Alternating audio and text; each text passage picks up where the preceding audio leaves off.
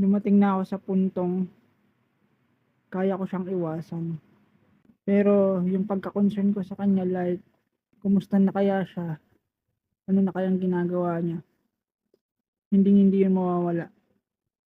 Kaya tandaan mo, kahit na mawala man yung presensya ko sa isip at puso ko, nandito pa rin ako para sa'yo. Kung sakaling kailanganin mo ako, huwag kang mag-atubiling magsabi sa akin at darating ako.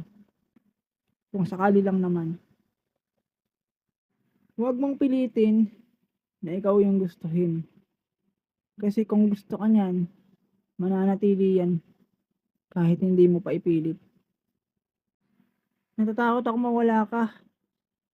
Pero alam mo kung ano yung mas kinakatakutan ko? Yung mas kinakatakutan ko is yung hindi ka na